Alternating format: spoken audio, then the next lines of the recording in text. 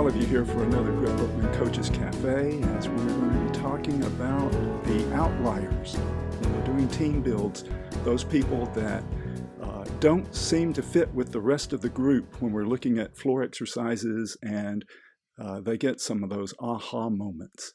And I want to dive right into things, but Ken DeMar, I see that you're unmuted. Would you mind leading us in a word of prayer to get us started? Sure. Lord God, what a joy it is to be able to be together with brothers and sisters in Christ who share our value of helping people grow in their relationship to Christ. So would you guide and direct as we share this time together? Would your grace and peace overflow all we do? And would we learn ever more about what it means to serve you well? And guide and direct our time together. We give you thanks and praise. Amen. One of the reasons that I really want to talk about this is because I've had at least one very graphic illustration in my mind that is seared in my mind forever, where we were in a team build with a group that had one of these outliers, and it was where the lights were starting to come on about why he always seemed to be out of sync with the rest of the group. And when we were coming to affirmation times, one of the guys said to this outlier, "Oh, I always thought you were a jerk. Now I know why." Well, you know, that could have been taken two ways. And it was taken the way that you were thinking it probably would be taken, where the guy was just devastated by it, you know, the outlier person. It was like, yeah, I'm an outlier, and now they think I'm a jerk because of it, and there's nothing I can do about it because this is who I am. So, you know, it wrecked the entire team build. We've never really and truly brought that guy back. I mean, he's, you know, every time he talks about Grip-Birkman, it's a painful experience for him to talk about Grip-Birkman. As much as we have tried to bring him back in, as much as we've tried to affirm him, saying, hey, you know, just because that one person misspoke or didn't express it the proper way, you really have strengths to bring to this team, and they really do need you.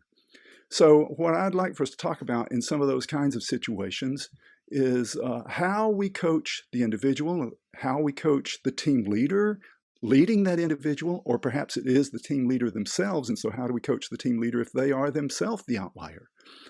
And how do we coach the team to really draw that outlier in to affirm that person for the strengths that they have that the team might not fully appreciate before the team build? And then what are some of the pitfalls that we might see that we want to avoid as a coach, and pitfalls we want to help the team avoid as well from this? So those are some of the things that we want to keep in mind as we're talking about this. Let me just throw up one, let me throw up just a couple of illustrations for you. In fact, I'm going to share my screen and let you see a few illustrations of teams like this one. This is not a very uncommon outlier setting to see, and many times that P1 person up here in the red with all of these other people down here, all right, he's got some rules keepers, he's got some really thoughtful people in the opposite quadrant from him who are the creative thinking, maybe reflective types, and he's got enough of that let's go probably in his personality, that he's going to feel that he's having to drag them along. But the good news is, in this case, he's not so much of an outlier because he's down close to the center on his map. And so he ought to be able to somewhat relate to them, even though it might be a little bit frustrating. I've seen this pattern several times where the leader is that red, let's go kind of person. And if we're thinking about team styles particularly, that let's go, let's get it done, the doer, and really in this case perhaps the team leader might have been able to appreciate the creativity of those few people and be able to appreciate that he was pretty much pretty heavy on the administrative side over here with people that are really wanting to have rules keepers. And part of his challenge in this particular case was to keep all of these people together between the creativity, we want to get out there and think lots of new ideas, and the rules keepers saying, yeah, but, that sort of thing. In this particular case, what ideas do you have about how we should coach? In this case, the individual and the team leader are the same person. How should we coach that team leader? And how should we coach the rest of the team when we're looking at them in that team build? Well, Larry, I address the issue even before I get people out on the map. Ah, good. I start out by explaining that we're a variety of individuals wired by God and our experiences, and we are different. I describe us as a puzzle. We're all pieces, and when we come together, we get a picture of our team. And so I kind of diffuse some of it before I get out onto the floor with them. And so when we get here, my concern is, how do we fit together laid out like this? What's the picture that we create when we come together? But that's my take on it. I start by saying there's going to be stuff like, get them set up for the conversation then. Yeah. To prime them that there are going to be those differences, right, Les? Yes, because I mean, they're seeing this for the first time. I've already seen what they're going to look like, and so I may spend a little more time like this. Well, you may remember when I came back from training with you, my very first team build was a church with 20 plus staff members, and everybody was in blue and green, other than this one lady way down in the corner with the yellow, and she started crying. Mm-hmm. And I've never done a team build before. I just had training, and her lead pastor is over there in the blue section counting ceiling tiles while this is going on. And I just walked over to her, and she put her head against my chest and sobbed. And I just whispered to her, and I said, "These knuckleheads can't do this without you here." And she just started giggling, and she was okay. That was an easy one. But there's been others that haven't been quite as easy. But I didn't know that could happen. Now I do know it happens. And so that's what I do. I head it off before we get there. That's a great suggestion. Do you sit down with a team leader before you start the team build, usually, Les? I try to. Yes. Not every team leader is going to make the time for that. Yeah. I particularly want to do that if I think there are going to be some blind sides for the team leader. I don't want that team leader to be blindsided in the team build. I want to prepare them for some things that are going to come up. And also I prefer to have that time with the team leader, particularly with the team leader ahead of the team build, so that they're not struggling so much with their own reports. They're able to look up around and see the team, and they're able to start assimilating. Oh, now I understand why these two people sometimes have a clash. Oh, I see now why I'm having trouble communicating with that guy. Let me work on that, and that sort of thing. So we get them to a higher level of learning if I've been able to have a good coach session with them before we go into the team build. I would say that part of that kind of preamble stuff that I would do is also talk about how Grip-Birkman does a great job of illustrating the body of Christ, right? This kind of, we can't all be big toes. The eye needs the big toe. And I'd like to just say, like, in this one, I think I'm P1. I mean, I tend to find myself in the churches that I've led being the doer, the getter done, and then often find myself with folk that are yellow and blue. And so, it is interesting. The frustration level can get high until I realize, I need people who are systems thinkers, and I also need new ideas, because at the end of the day, I can help implement those ideas within the systems that are there.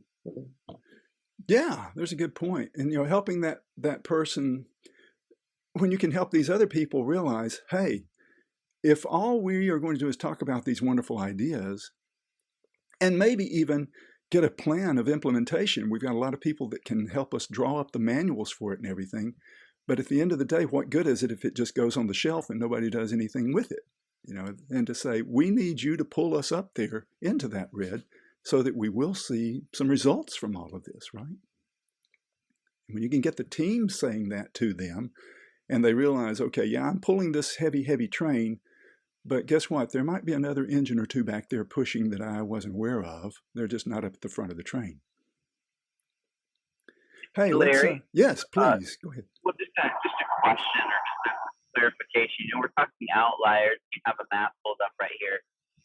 When you are addressing outliers, like we are right now, are you typically referring to the asterisk, the diamond, or the circle square?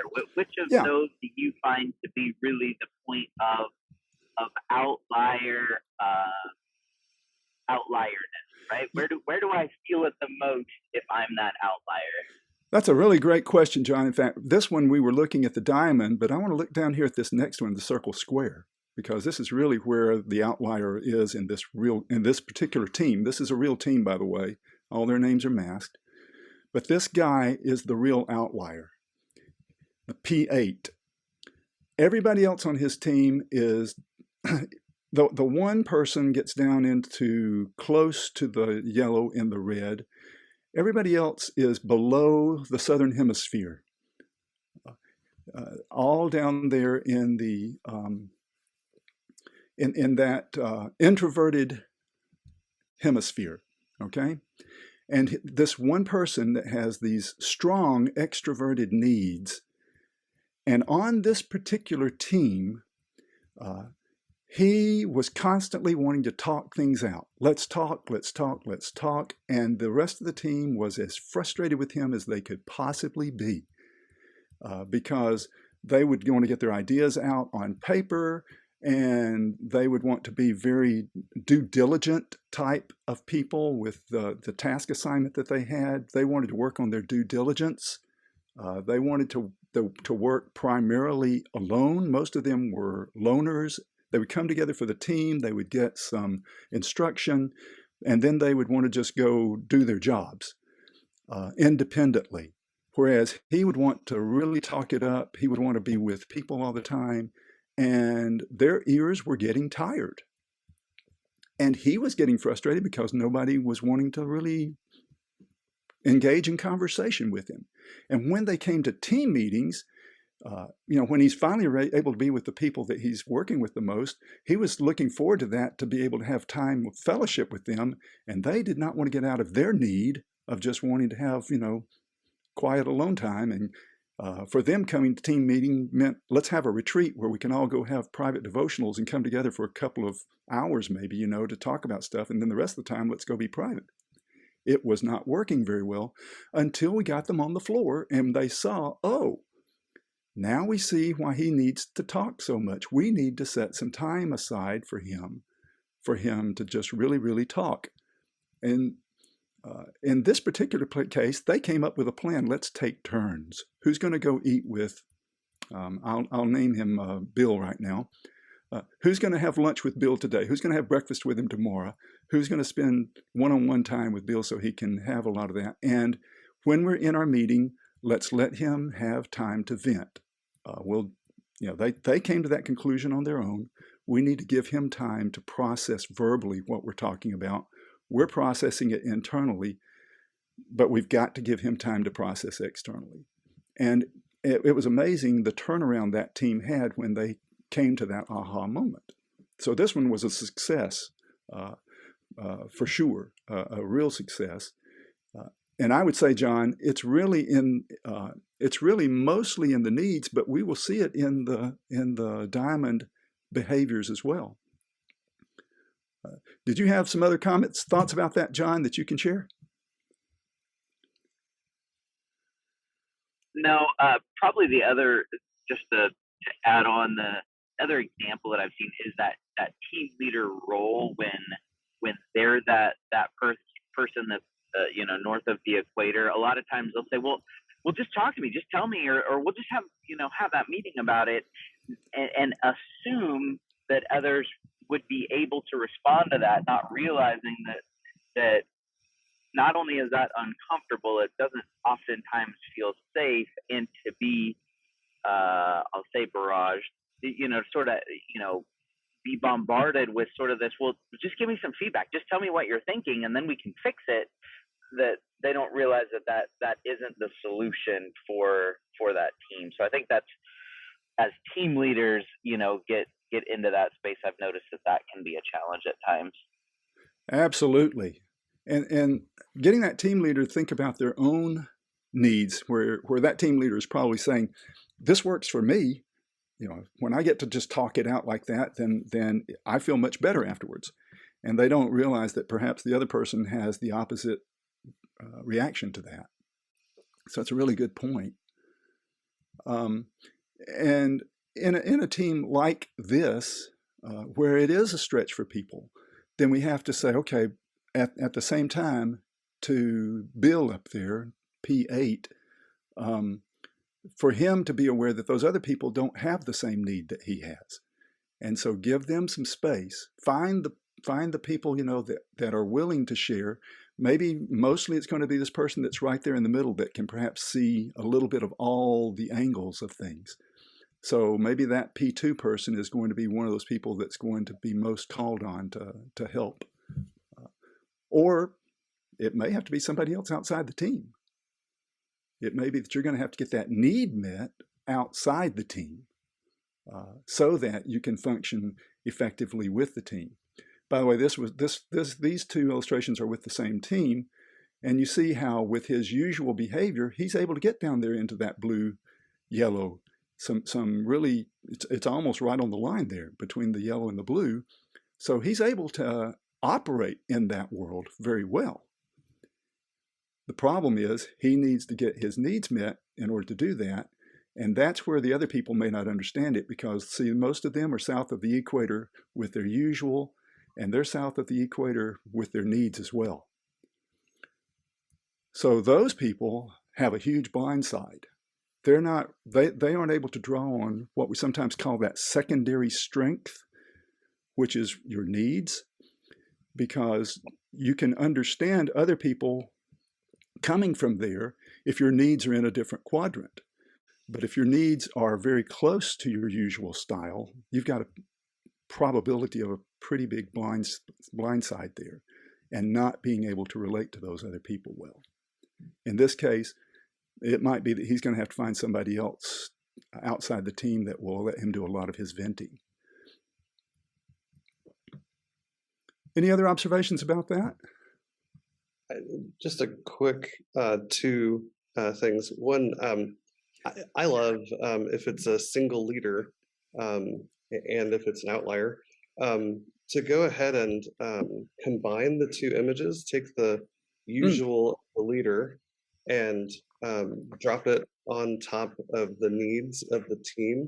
You have to make the graphic transparent and all those kind of good things. And if you're up for that, it can be really helpful as a visual to then say, the distance you are away from the leader, that there's some tension there. We have to work hard to kind of, meet your needs so that you feel as if the leader is credible and responsive. The other thing, just another way to describe things, is I like that second strength. But also, if all of the symbols are in one color, I tend to describe the downside of that is tunnel vision, which is essentially what you were saying, Larry, that that blind spot is that you can't imagine people not seeing the world like you do. But yeah, great conversation. Yeah. And if all their symbols are in the same quadrant, they very much are thinking, isn't everybody like this? Isn't this the way it's supposed to be?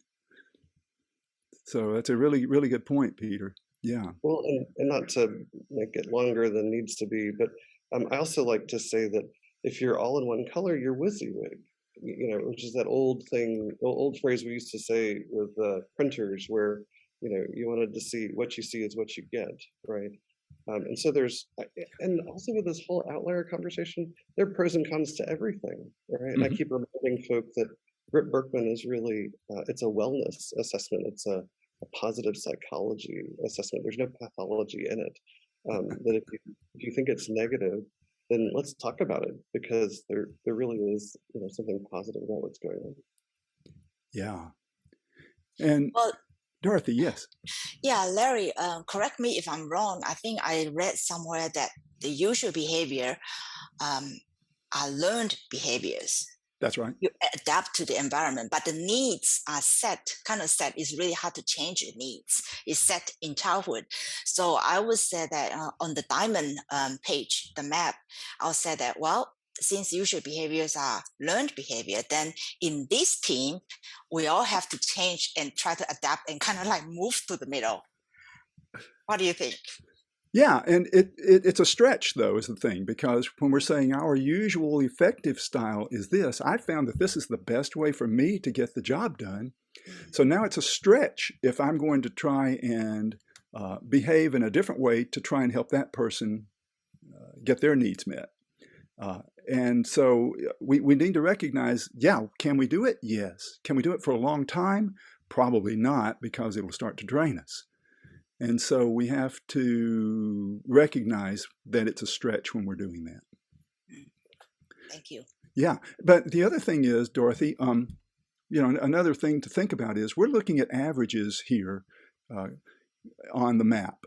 When we start looking down in the components, it might be that there are some other things going on there where there might be some hidden strengths that we don't see on the map if you get down into the component level. Okay. But we're going to stick with the map level for right now. We're going to stick with the basics. Here's another one. Now, there's not a real outlier as such here because the P1 guy that's the strong red has somebody over here close to, that's in the red still, though they've got a lot more green. But I put this up here to say this person in that red is not the real outlier here. Who's the real outlier? Yeah, person 10.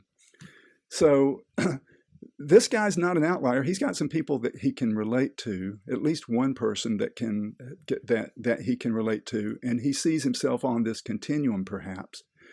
But this P10 person, way down here in this administrative kind of mode, is feeling isolated. And this is a very common scenario where the administrative type people, the truth of the matter is we don't need a lot of those, but we need them a lot.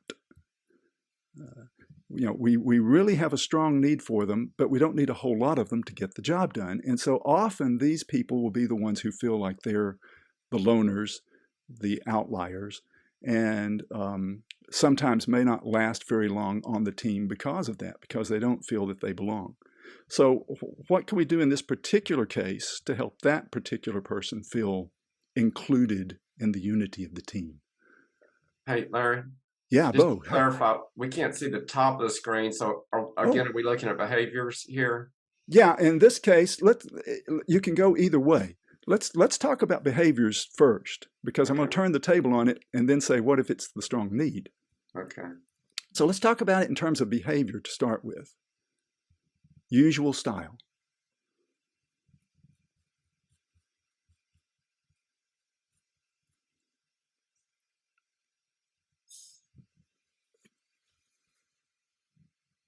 Which one's the team leader, Larry?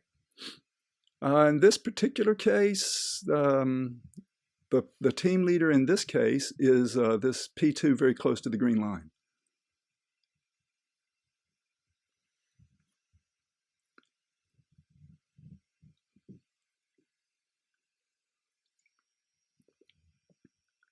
So one of the things I like to do when I get a distribution like this is, as we're talking, because we spend a bit of time talking with each other in our quadrant, we talk with other people and kind of what's it like, etc. But I like, for P10, I would really like to slow it down and just have that person answer the question, what's it like to live down there on this team? And to actually express that to the rest of the team. And typically what I've found in those kinds of scenarios is that, like Les, it can be quite emotional for them because there's a sense of having been not understood. There's a sense of feeling isolated, etc. So that actually, I think, in the team builds that I've done, that's actually been helpful because it helps the rest of the team to see the emotional charge that this person is experiencing because of that difference that they bring to the team. So that's the one thing that I think often happens that can be helpful. And I've found teams have responded really well to that. I haven't found many people that disregard that. I think it ends up being an aha for the rest of the team. And then the second thing that I think ends up being really helpful is because if we've been cultivating in the conversations with this team, both in the individual coaching and now in the team build, this idea of the body, I to we, interdependence, then what I want us to get to in the conversation is that P10 is an unbelievable gift to this team because they bring something that we need that nobody else on the team brings. And then to get the team to express their appreciation to them and talk to them about how important they are can actually really change the space for that person that's P10. You know, in your previous example, there was something that was interesting because we focused on the one up in the red, and that I'm not sure I would have started there. I think I might have started with the fact that there's nobody in the green, because that would have heightened the idea that we have a deficiency. Yeah. So when we understand in the green quadrant with it being empty that we have a deficiency, then it changes the way we look at the person in the red when we go to that, because we see them as a solution. We see them as somebody who brings something, and we're not missing something here. And therefore, again, you see that person. I often use the language that this person is a gift to the team. And my goal is to get them to understand and see that. It's also my goal to have the individual that is the outlier to see that, because it reframes for them how they're perceived on the team. So just a couple of thoughts. That's a great point, Les. Starting off with that deficiency and then eventually coming around to that outlier, but not zeroing in on that outlier right off the bat, even though it's obvious they're over there by themselves. Great. Someone else have another thought about that, a comment about that? Well, when we're talking about usual, Larry, typically I have found, if we're talking usual style, yeah, there's not as much pushback to that person that's in that space, and more of a, oh yeah, that really is them, more of the almost, the chuckle, haha. It's when we get to the circle square to where then it's sort of that's a different conversation, right? That's a whole different, because this is the person that they say they want trust, but really they just are micromanaging. And so it just shifts things, dramatically. Whereas in the usual, oh yeah, they organize their desk every other day, type of thing. So it's just I just find that there's not the weight in the usual as there is to once you get down to the circle square aspect of it. And let's turn this one right now. Let's say, what if this is the need that we're looking at? So you've got this one person who has the strong need for that administrative, let's get the rules in order. Let's get the plan written down. Let's follow the plan that we said we were going to follow. And you've got all these other people scattered around, all around them. How would we talk to them about, how would we talk to the team about this person's need?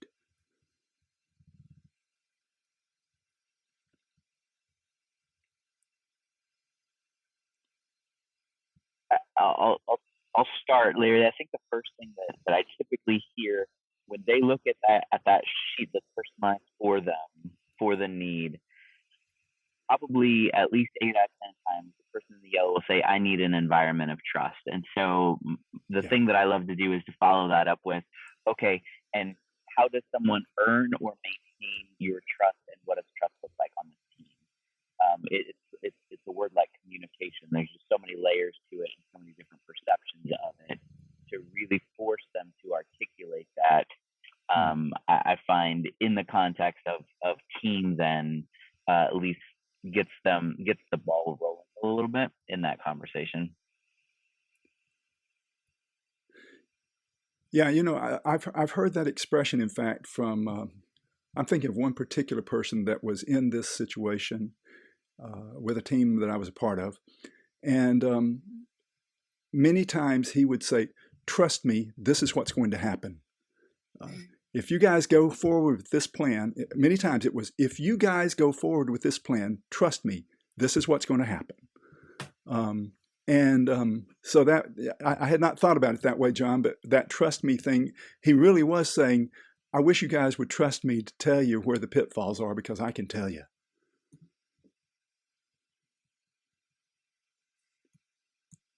And trying to get him to move from that you guys language to a we language. If we go in this direction, let's talk about what it's going to mean. Trying to help him get to that. We did, by the way, with that particular team. He did get there, very much so. And the team learned to appreciate him. But he was constantly the one that was saying, yeah, I'm not so sure about this plan you guys are making, because I see too many pitfalls in it. Anything else on this one? Let me show you a couple more. Now, this one is, we sort of looked at this one already, this usual behavior with the one red guy up here who's always go, go, go, and the rest of everybody else is what seems to be total opposite to him.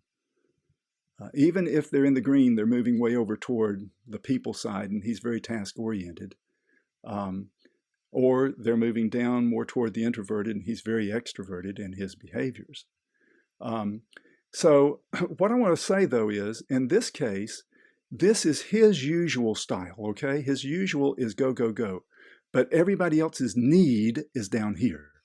So we've done the thing on the map where we've asked, let's say, and this is the leader in this case, we've done the thing on the map where we've asked the leader to stay where he or she is in their usual style of behavior, and we've asked everybody else on the map to move to where their need is. So his usual style is here, their need is all down in here. How would we coach this particular situation?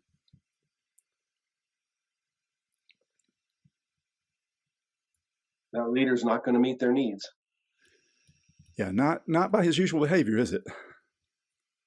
I think there's great potential for the leader to be frustrated. Yeah. When someone comes to his office and they want to just sit down and just have a conversation, what does he probably think they're wanting?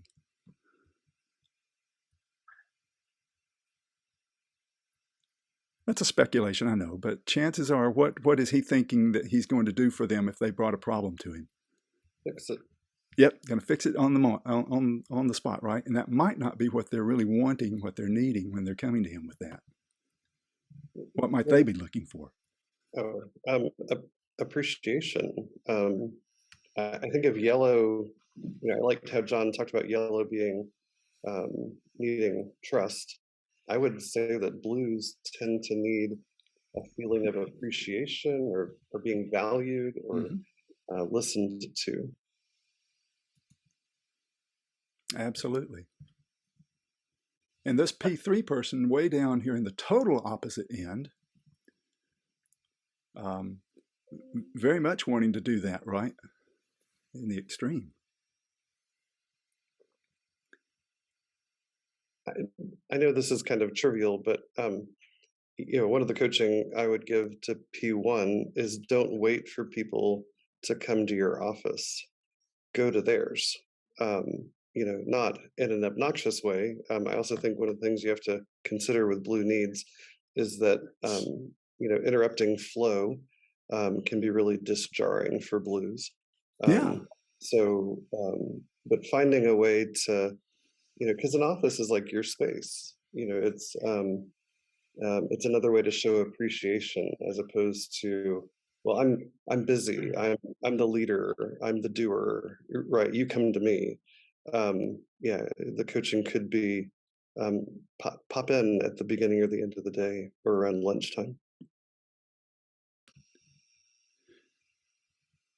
Red behavior tends to be very friendly anyway. Maybe we can appeal to that friendly side of things, So sit down and start a friendly conversation. Even though he's way over, not, from the green, that doesn't mean that he can't relate to people in a friendly way, though he's probably doing so in order to try and get something done. But that's fine. Let's talk about how that can help us to get something done, right? Yeah, I think there's the extroversion, introversion thing's interesting. I think the other thing that's interesting is to help the leader recognize that if he can take getting things done and put it in the language of serving and supporting and helping people, it's going to resonate with almost everybody on the map because of their orientation over to the people side, regardless of what quadrant they're in. And so that would be because he's so task oriented, if he can link the task and the action to the serving of people, there's going to be a lot of people that are going to resonate with that regardless of the quadrant. Yeah. Well, hey, what if we reverse the roles though? What if this P1 up here, this is their need, and the rest of the team, this is their usual style, and this person is not the leader? So you got this P1 up here, strong red, who is not the leader of the team, strong need for the getting action done, very extroverted. Everybody else starting to get a little more down toward the introversion, some more introverted than others, but definitely over on the people side, not on the task side. Even our administrative person here has tendencies leaning over into that with that P6. So this person has these strong get it done needs, and they're looking at all these other people on the other side of the room. How do we coach them?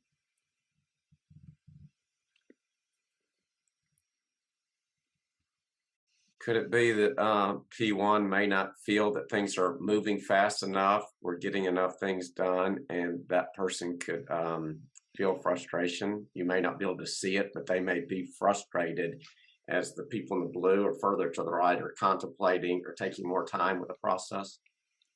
Yeah. Talk, talk, talk. When do we eat?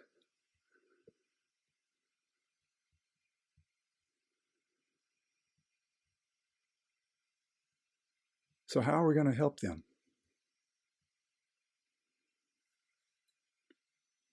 Well, I don't think it matters whether the people in the lower right reach out or the person up in the upper left reaches out, but there's going to have to be some intentionality of invading the other space. We just talked about it a moment ago. I forget who said it, but their office is their turf. They're more comfortable there.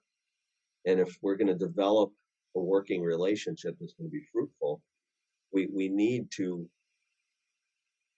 invade the other space so we learn a little bit about it. And it's going to have to be an intentional thing because they're so far apart. But they're going to have to keep being reminded that we're in this together. Yeah. Because it is a team. And if we just let that one drift away, then we're no longer a team and we're missing one of our muscles. I was going to jump in right before you switched. If P1 was the leader and that was his usual style or her usual style, there's that danger that they're actually going to see people as more tools to use. Mm-hmm. And that creates a whole different set of relational barriers, especially if the others feel like tools. And so that, that person, if they're talking with somebody, they almost need a sign in front of them that they can see and the other can't. Listen, then talk, because they just need to slow down and be a little bit more relational. Otherwise, they're always going to be in a mess. Yeah. I often tell people, I don't care what business you're in. I know what business you're really in. We are all in the relationship business. No matter what your product is that you're working on, You're in the relationship business. At the very least, you have to relate to coworkers, but you also have to relate to clients. You have to relate to suppliers. And in ministry, we have to relate to people. I mean, we are definitely in the relationship business, reconciling people to each other and to God. So we are in the relationship business. In fact, we're supposed to be professionals, experts in the relationship business. So helping people to see that, especially from in that red and yellow side quadrant, when they're more over here on the task side, helping them to be aware that we are doing all of this for a reason, and it is to help people. And in our case, particularly trying to help them realize that we're doing this to build unity in the body of Christ, and that's building relationships. So even the tasks that we do should be focused on that, ultimately. So yeah, another very good point there, Les. Hey, I've got one last. Just one comment. The map that you've laid out there with the high red need. Yeah, let me back to that. It's a great time to start talking about stress responses. Mm-hmm. Right, and not just for the individual, but for the whole group, because that high red is going to manifest itself in a way, in a stress response that's really going to be a challenge for the people that are in those other quadrants, particularly down in the blue. And so being able to have a conversation about that and being able to begin the process of getting both P1 and everybody else at the place where they see the stress responses as an indicator for action. There's something that we need to change. There's something that needs to be addressed here, rather than seeing it as a point of frustration, can be a really helpful reframe for a team. Yeah, in fact, I'm thinking about a team that reminds me of one, Les, where this one particular person was operating out of their stress behavior most of the time.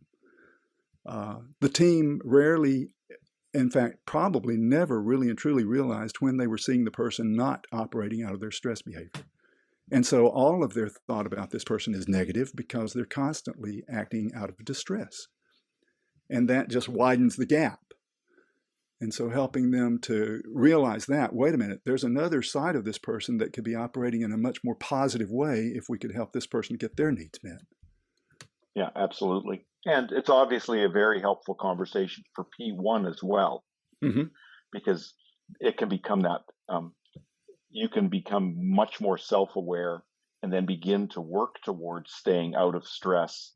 And that's when all those conversations about, how do I interact with the other team members, et cetera, become more helpful if you've identified why you need it and what kinds of behaviors are indicating that it's not being met. Very good. Yeah, exactly. And we've said this could be anywhere all over the whole map, but let's talk about that person that's the creative, thoughtful, reflective blue person down here. And let's make this all be needs. This person has the strong need down here in the selectively sociable quadrant. And all of these other people, seeming to be in that lining up fan opposite of them. And when we're on the map with them, what kinds of things might they be talking about? Where this P person has the strong blue needs and everyone else's usual behavior. This is their usual now. Everyone else's usual behavior is around there.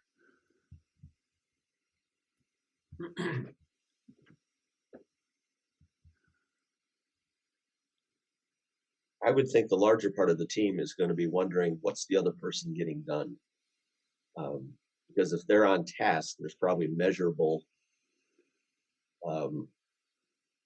quantitative stuff being accomplished. And the more the person who's doing the thinking might not be able to show that. So that might create a little bit of tension between the two different focal points. Yeah. P4 is constantly frustrated because the others are making decisions without thinking them through properly. Yeah, and you started acting before I even finished giving you all my ideas.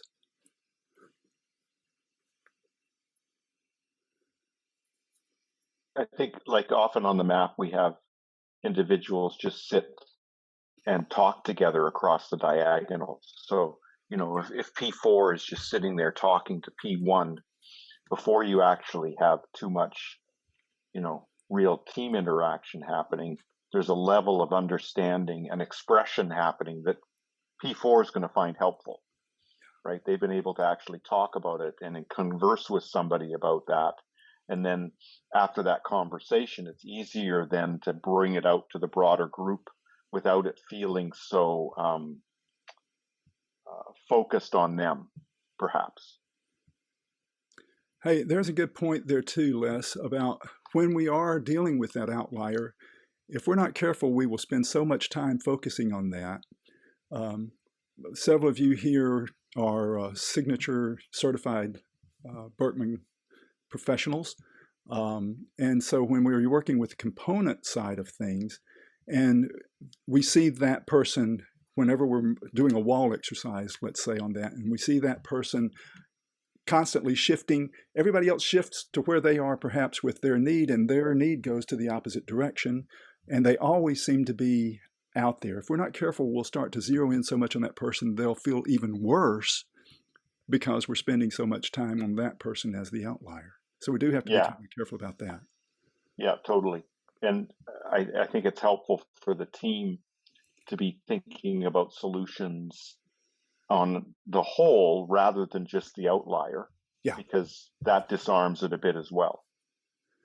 And really listen to that outlier when they speak, right? If we can get the outlier to speak, really, really listen to them, because they've got a voice that the rest of them would not be hearing otherwise. Ken, did I see that you were unmuting wanting to say something a moment ago? I was just saying that one of the strengths that you can do in something like this is to, in this one, is to say to P1, 2, 3, and 5, there's value in P4. Mm-hmm. P4 is going to think things through. The desire of P1 and P3 is let's just do it. Let's move ahead. Let's take action. Whereas understanding the value of person 4, that they're going to think deeper. They're going to look at consequences. They're going to think, how does this affect various people, in the team or in the group or in the organization? Instead of it being an irritant, which often these polarities feel like irritants, instead of being irritants, suddenly you begin to see them as valuable. And if you're willing to take the time and effort to actually hear what they have to say, to see how they think, but that's a learned process. We have to help a team to actually to understand the value of the outliers. And so yeah, you're right, Les. P4 is a gift to the team if they see it that way, but if they don't, it's an irritant. So how do we help them meld that together to say, how do they move them from being an irritant to a valuable gift to the team, to help this team not make mistakes and to move ahead of the thought processes? Yeah. And hey, let's add one more thing to the mix, and that is when we bring the grip into the conversation. Looking at the giftedness and particularly team styles.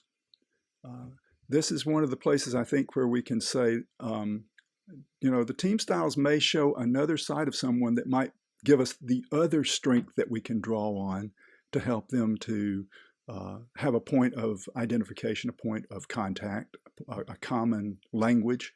So keep that in mind as well. We're not as likely to see strong outliers, but then again, I guess we can, even with the team styles. If we have that one let's go person and nobody else on the team is let's go, or that one values keeper, or the one person who in any of them, you could be the outlier if everybody else seems to be bunching up on the others, right? So how do we bring grip into the conversation? Their spiritual gifts.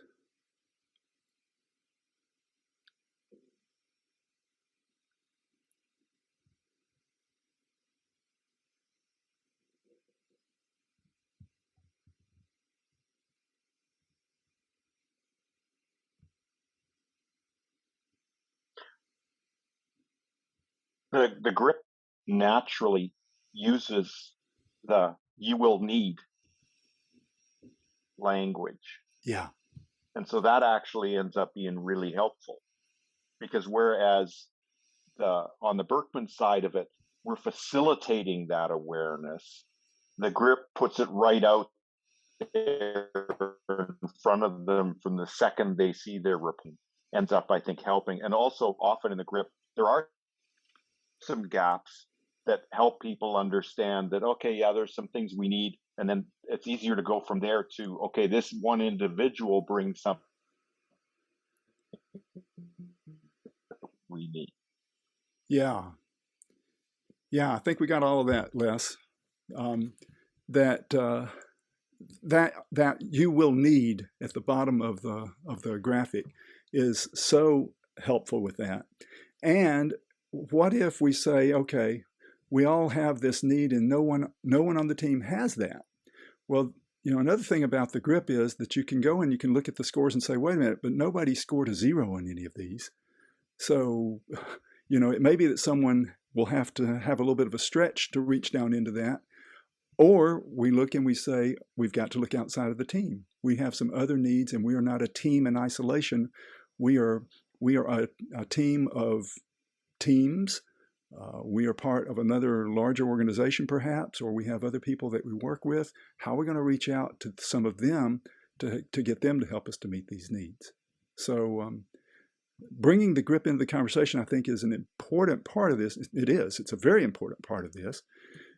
Because we can't fully understand our behaviors if we're only looking at personality.